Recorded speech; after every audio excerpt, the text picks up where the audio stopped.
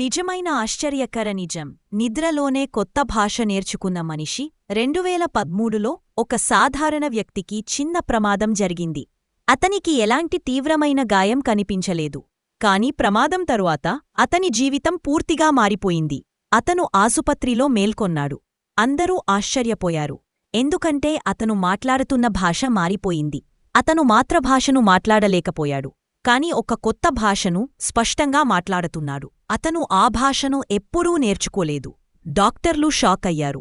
అతని మెదడును స్కాన్ చేశారు. ఎలాంటి డ్యామేజ్ కనిపించలేదు. అతని జ్ఞాపకశక్తి సరిగానే ఉంది. కాని భాష కేంద్రం మారిపోయింది.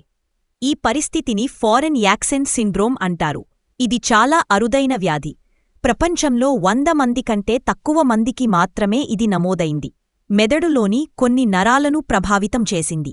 దాంతో మాటల ఉచ్చారణ మారిపోయింది. అతను మాట్లాడుతున్న భాష తనదే అనిపించలేదు. అతని కుటుంబం కూడా అతన్ని గుర్తుపట్టలేకపోయింది.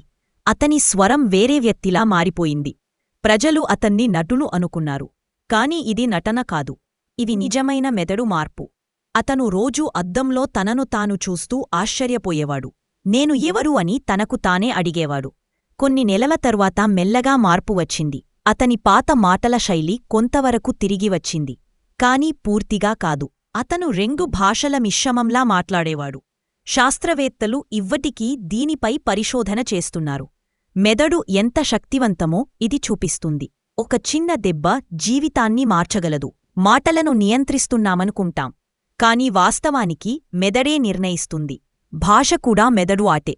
మన గుర్తింపు మాటలతోనే ఉంటుంది. మాట మారితే మనిషి మారినట్టే అనిపిస్తుంది. ఇది సినిమా కథ కాదు. ఇది నిజంగా జరిగిన సంఘటన. మెదడు మనకు తెలియని రహస్యాలను దాచుకుంటుంది. అవసరమైనప్పుడు అవే బయటకు వస్తాయి. శాస్త్రం అన్నింటికీ సమాధానం ఇవ్వలేదు. మన మెదడు ఇప్పటికీ మిస్ట్రీనే. ప్రతి మనిషిలో ఒక అద్భుతం దాగి ఉంది. మనకు తెలియకుండానే ఒక్క క్షణంలో జీవితం మారతవచ్చు. ఇది నిజం. అందుకే మానవ మెదడు ప్రపంచంలోనే గొప్ప అద్భుతం.